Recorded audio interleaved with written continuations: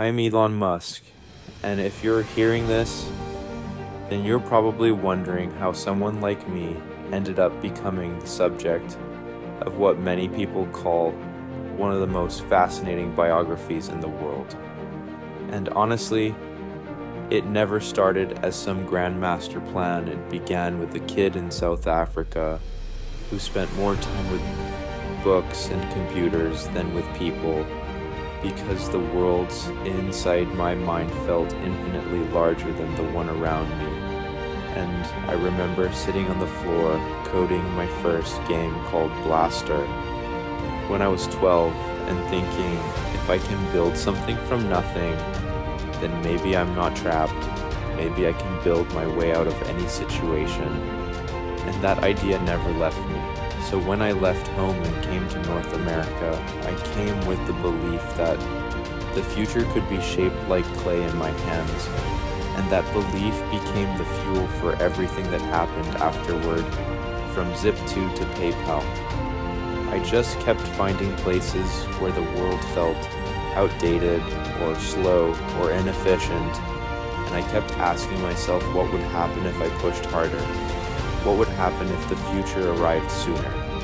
And with SpaceX, everyone thought I had lost it, because the idea of a private company sending rockets to orbit sounded ridiculous, even irresponsible.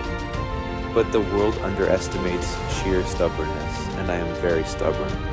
Once I decide that something must be done, and after failure, after watching rockets explode and money burn and people doubt me so loudly that it echoed in my skull, we finally reached orbit. And I remember thinking in that moment that this wasn't about rockets. This was about proving that impossible. It's just a word people use when they stop trying. And then came Tesla, and people said the same thing, that electric cars would never work at scale, that the industry was too tough, that the incumbents were too strong. But the mission wasn't about cars, it was about survival, about creating a world where humanity actually had a chance. And when I slept on the factory floor, it wasn't because it made me a hero, it was because there was no other way. The company would have died otherwise. And then came Solar City and Neuralink and the Boring Company and Starlink and everything else. Because I don't think in terms of stopping points, I think in terms of what still needs fixing. And yes, people talk about me like some kind of myth, sometimes strange, sometimes genius, sometimes dangerous. But the truth is that I am just someone who refuses to accept that the future should be small and safe and predictable. And maybe that's why the biography about my life grew larger than I ever expected. Because the world doesn't just want stories about people who succeeded. The world wants stories about people who tried to do things that were so big, so absurd, so wildly ambitious that they sounded like science fiction right up until the moment they became real. And if my life has become one of those stories, it's not because I'm the best or the smartest. It's because I never stopped pushing, even when almost everything around me said stop. And if there's one message I'd want anyone to take from my journey, it's this. If you think the world can be better, then build the part of it you believe in, even if people laugh, even if you fail again, because the future belongs to the people who refuse to wait for it to arrive and instead choose to invent it. And as I kept moving forward through each insane chapter of my life, I realized something that most people don't really see from the outside, which is that every so-called breakthrough, every headline, every massive leap forward was built on layers of frustration, doubt, and pushing through moments where everything felt like it was about to collapse, because people imagine success as this clean straight line, but for me, it has always been closer to controlled chaos, like a rocket fighting gravity with every ounce of thrust. And the reason my story became this giant thing that people write books about isn't because I wanted fame or attention, but because I wanted to solve problems that everyone else kept ignoring. Like when we started working on reusable rockets and the entire aerospace community basically said it was impossible. And honestly, I understood why rockets are complicated. Insane machines and landing one upright after sending it into space sounded like a joke.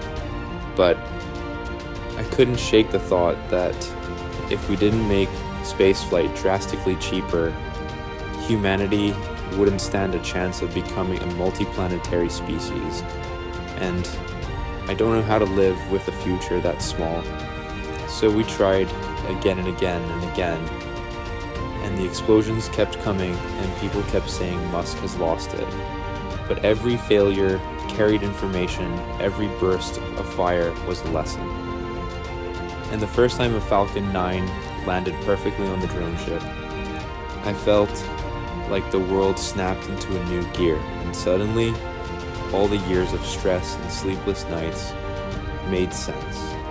And the same thing happened at Tesla, because while the world argued about whether electric cars could be cool or practical or profitable, I was focused on something else entirely, which was how to accelerate the transition to sustainable energy before the planet hit a point of no return.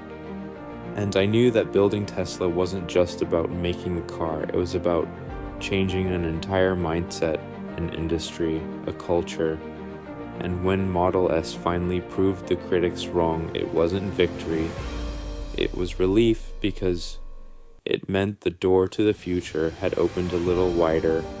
And Starlink came from another stubborn idea, because I couldn't accept that billions of people lived without reliable internet.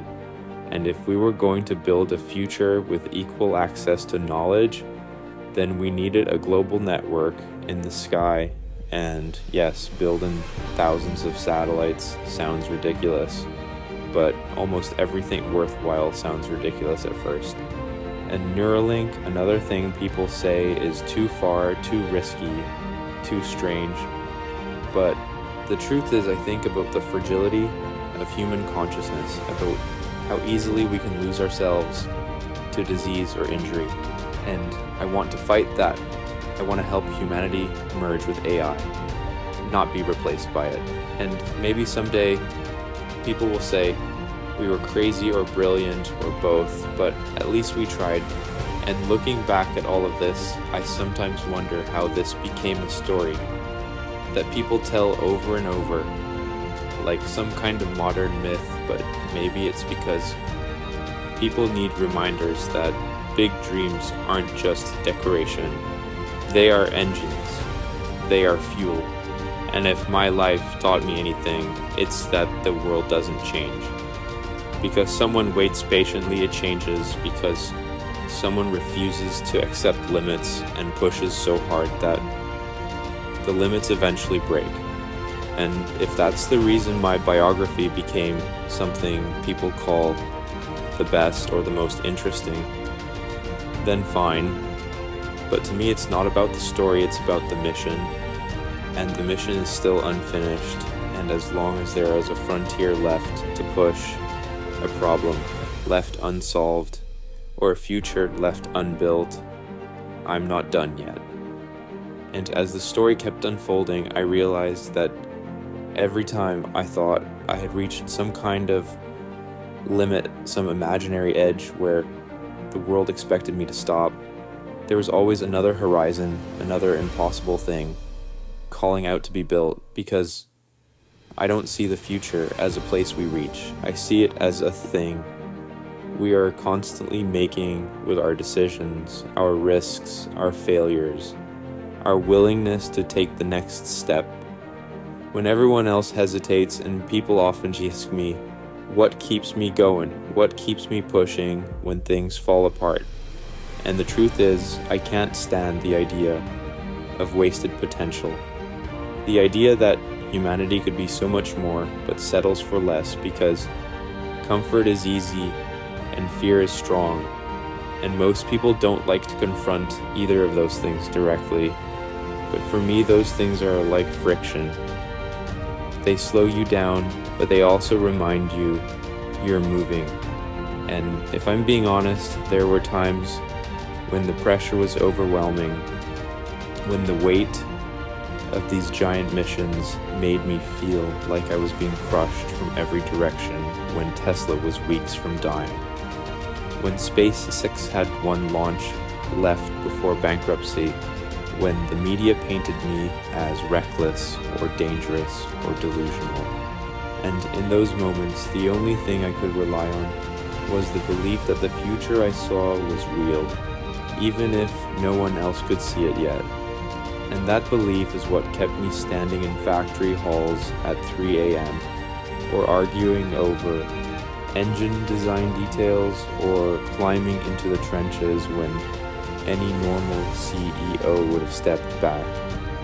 Because leadership to me has never been about comfort. It's always been about responsibility.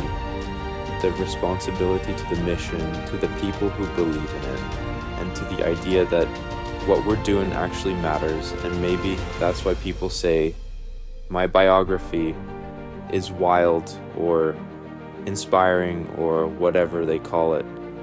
Because it's not a story about a guy who wanted to be famous. It's a story about a guy who kept trying to drag the future, kicking and screaming into the present.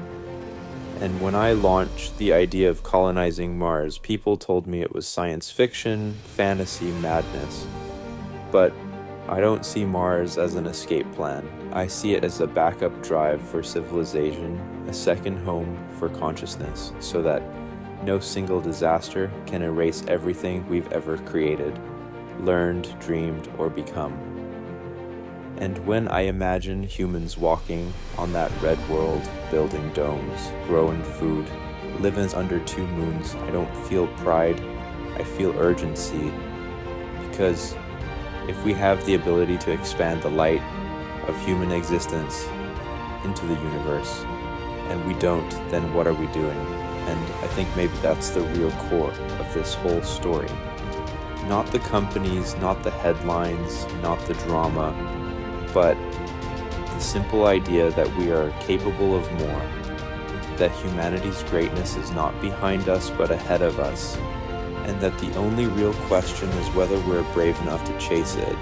And if that makes my life the subject of what some people call one of the greatest biographies, then so be it. But to me, the biography isn't finished